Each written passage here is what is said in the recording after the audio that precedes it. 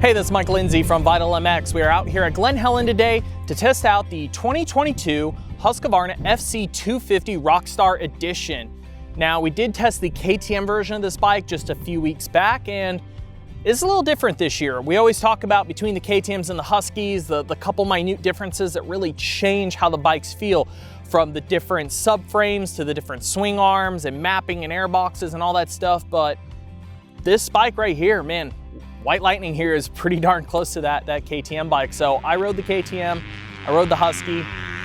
Before I get into what was really different between the two or what makes this bike different than the last one, we're gonna go over a really short version of what's new on the bike. If you want the long version, hit the link below. I did a tech kind of overview of this bike because it is a lot, but very quickly, it has an all new engine from the ground up, completely different than the last bike.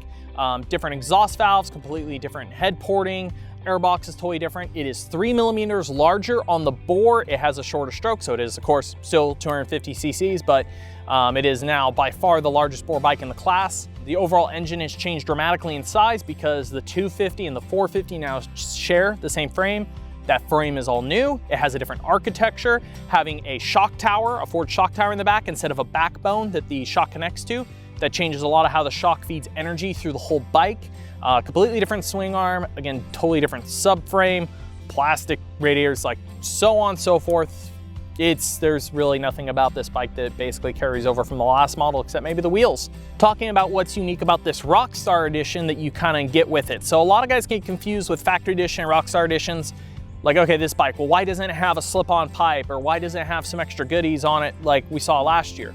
When a factory Rockstar Edition is a all-new motorcycle, completely different than the prior generation, that's kind of what the pitch behind the bike is. This still does have the Power Parts wheel set, the Power Parts clamps, and it has the bike look, but they were making this bike when Aftermarket exhausts, they were just barely starting to test race team stuff, like didn't have a production spec. So it doesn't come with one. The idea is you're spending your little bit of extra money here to get the new bike early, but there still are some parts thrown in it.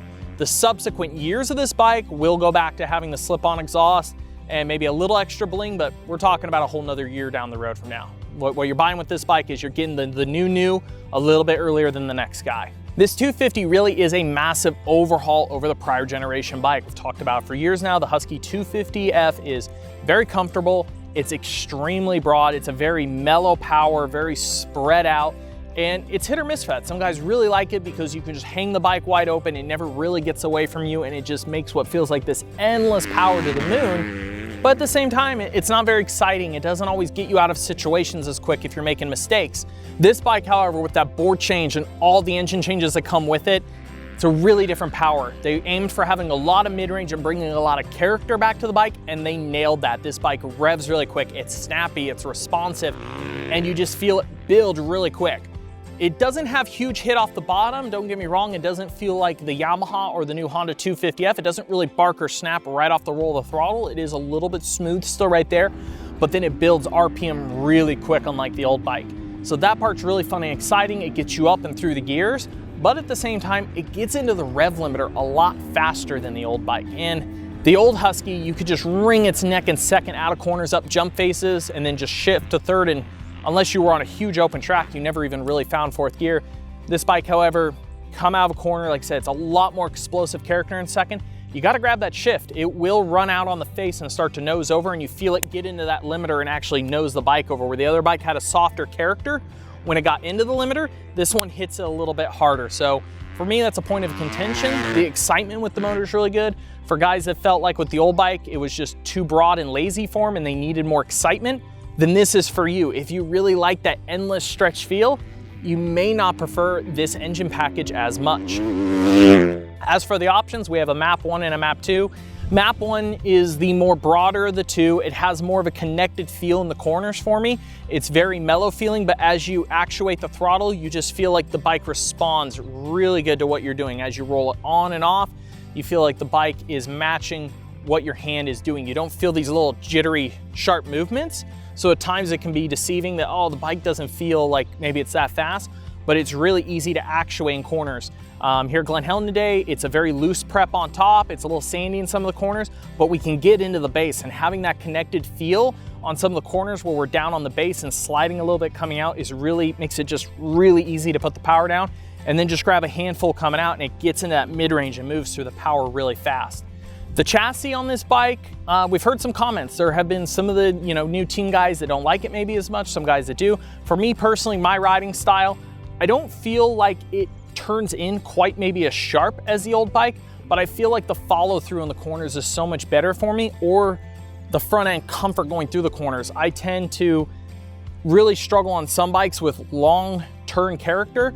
Really sharp corners, I'm always really good at snapping in and out of them, but long corners, I struggle to keep a bike planted all the way through. I feel like this bike is better in medium to long corners. It makes it railing long berms that are choppy and edgy way easier. The bike just seems to follow through a lot better. It's maybe not quite as responsive on tight insides, but like I said, for me, I prefer that character on this chassis. I think there's a little more comfort at the front end, or the continued progression they've made with their AER 48 fork, or their, as they call their Zact air fork now. They've really done a great job. It is truly probably the best production air fork there's ever been. I'm a little bit on the heavy side for a 250 right now. I went from 10.7 bar to 10.9. Opened up the clickers a little bit just to get a little bit of initial movement back, but I thought the holdup was great. The initial comfort, I felt like it took some of the harsh edges off I felt on the old chassis.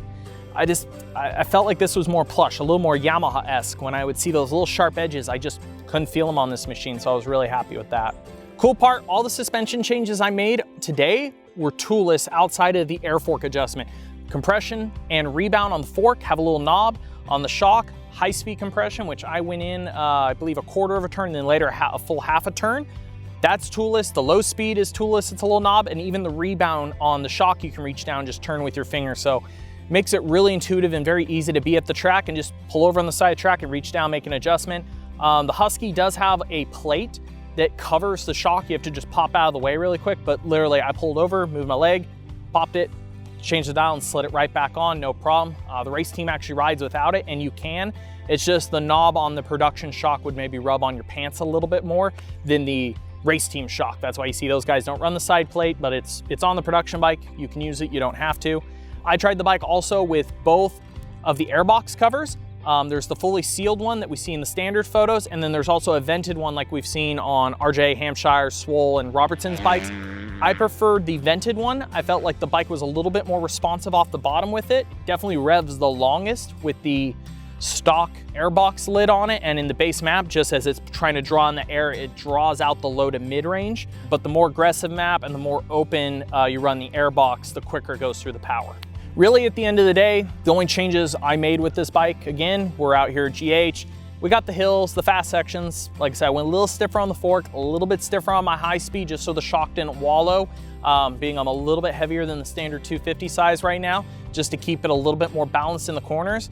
I mean, for me, it is a little bit hard to say what I would want to do extra to this bike. I'd maybe play with the ergonomics a little bit. I would personally try a little bit different bar bend, maybe try a tick lower seat. I feel like this gen bike feels a little bit taller in the seat to me.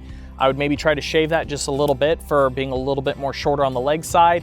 Engine-wise, my biggest thing if I got one is I would go for either an aftermarket ECU, maybe a pipe, try to get some more top end out of this bike, try to help it carry out a little bit further, and then maybe even change the gearing. I would either go up a tooth or two to try to get it where I'm in third gear earlier, or I would go the other way and take away teeth so I could pull second longer. I do feel like in some sections it's a little between geared right now.